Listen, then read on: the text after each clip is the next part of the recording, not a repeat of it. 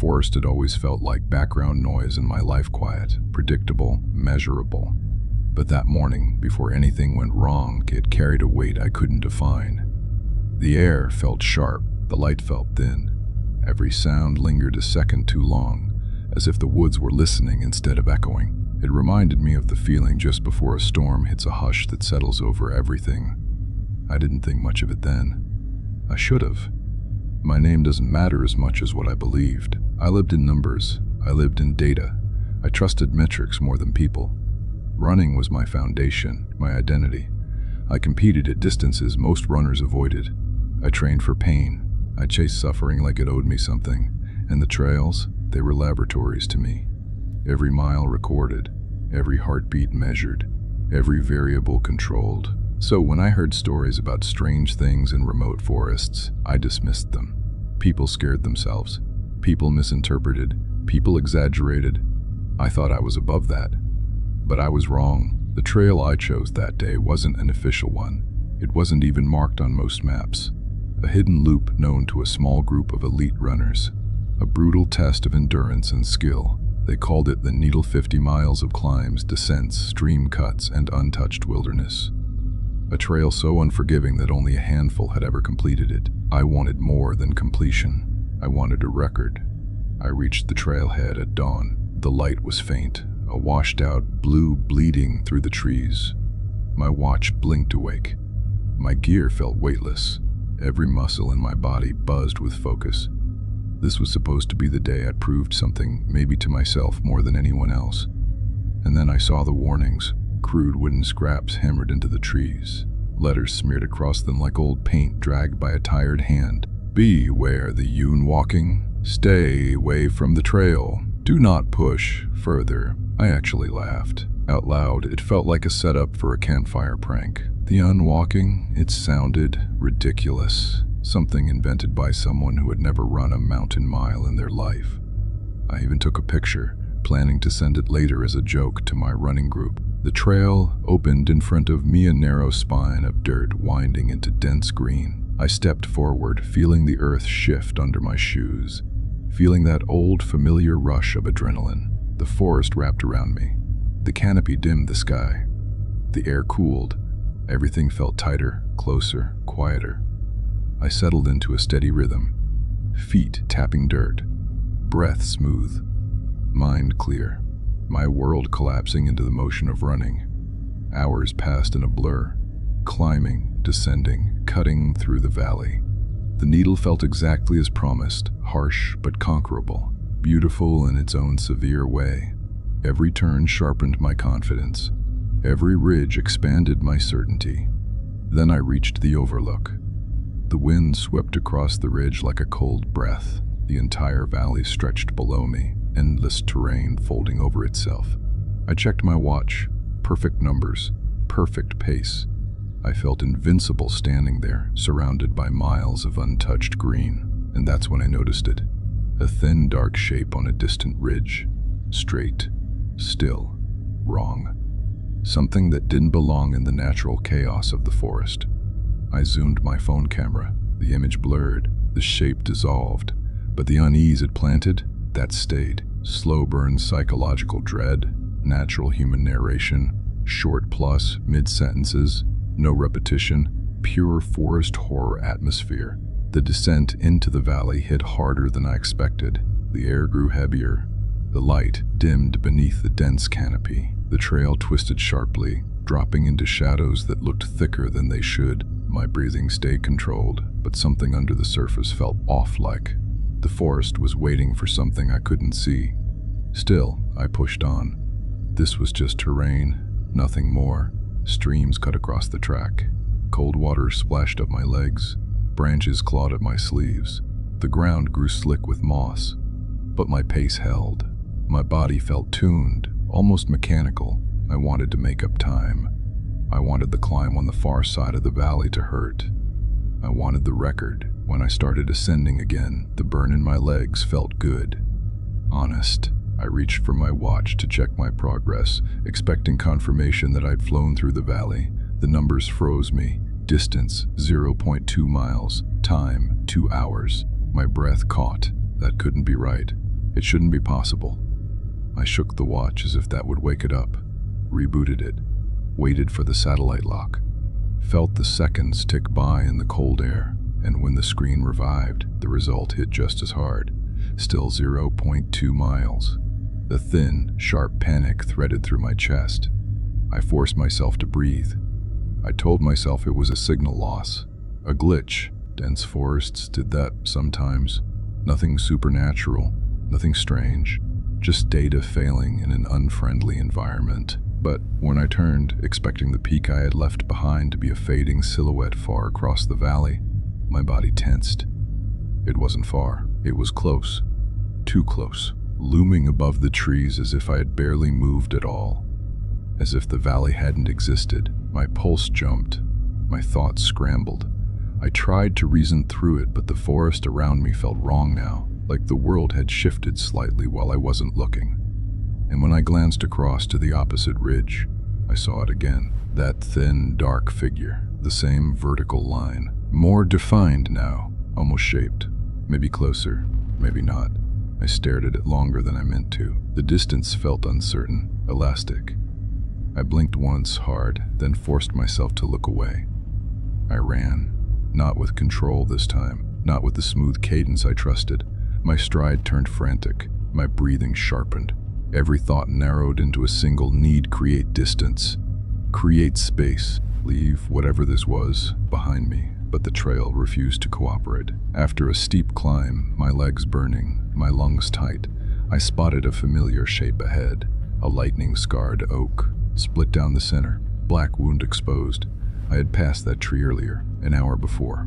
I stopped so abruptly my shoes slid on the dirt. My hand shook. My mind grabbed for logic, but found only fragments. The trail didn't loop like this. It had no branches, no shortcuts, no hidden turns. So why was I here again? The forest pressed in around me, silent, heavy, watching. I tried to breathe deeply, tried to slow the rising panic, tried to convince myself that exhaustion could distort memory. But deep down, something settled into certainty. This wasn't fatigue. This wasn't confusion. This was the trail breaking itself. This was the first sign that the warnings weren't a joke. Something in the forest was bending the path around me. The cold deepened as I continued forward, not the kind that rolls in with elevation, but something thinner and sharper, as if the forest had drawn a circle around me and dropped the temperature inside it. My breathing tightened, my footsteps softened. The trail no longer felt like terrain. It felt like a room slowly closing in. A small clearing appeared through the trees. Sunlight slipped through the canopy in thin lines, painting the ground with pale streaks. The sight eased something in my chest. Open space, a patch of warmth, a moment to steady myself. I sat on a fallen log and leaned forward, waiting for my heartbeat to settle. When I finally lifted my head, the relief vanished. A figure stood at the far edge of the clearing. It matched the shape I had glimpsed on the ridge.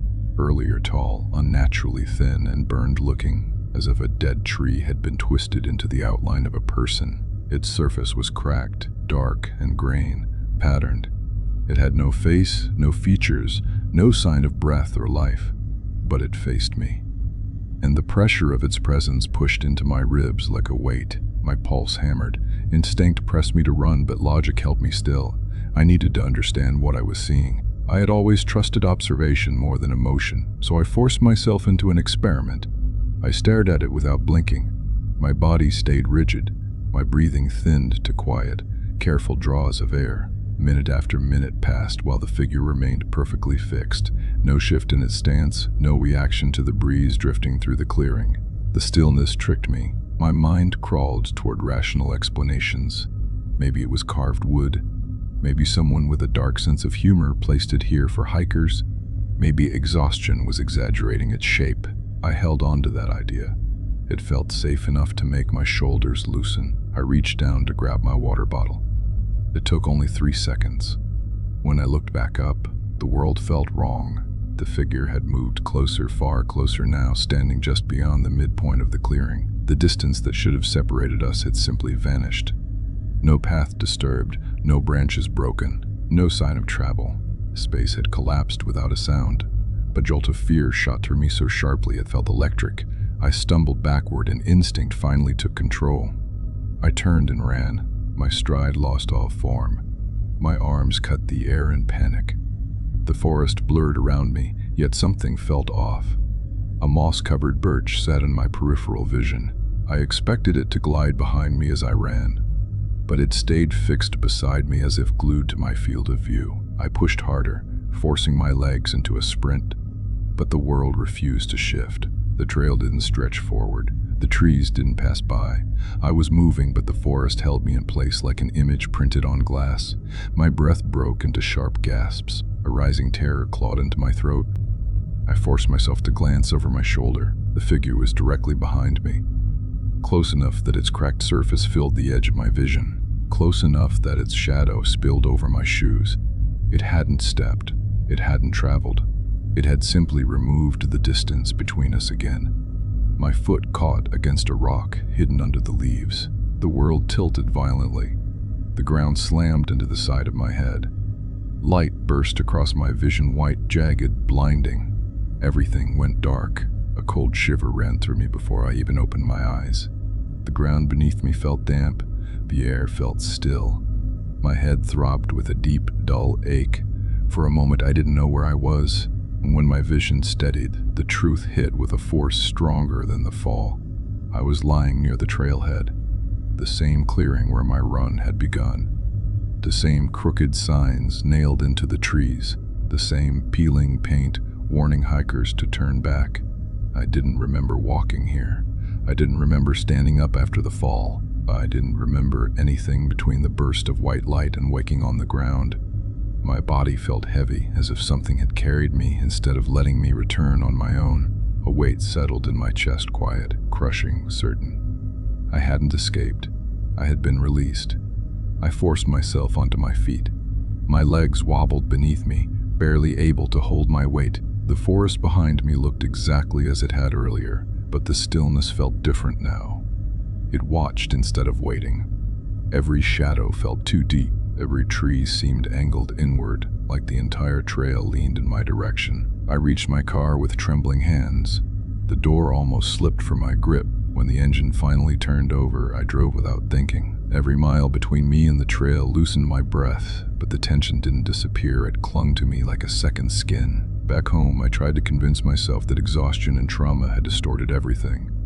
Maybe the mind fills blanks when fear takes over. Maybe the woods played tricks in ways science hasn't explained yet. For a few days, I almost believed that. Then the patch appeared. It was small, at first a pale, hardened area on the back of my left hand.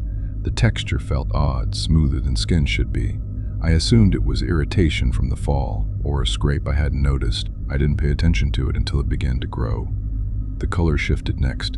A muted gray spread outward from the center, swallowing the natural tone of my skin. The surface thickened into a texture that didn't belong to flesh, too firm, too polished, faintly ridged like grain in wood. That was when I felt the first ripple of real panic. I visited doctors. Each one examined my hand with a different tone: curiosity, confusion, concern. They took samples, they ran tests. They circled back with the same answer every time. They didn't know what it was. Creams did nothing.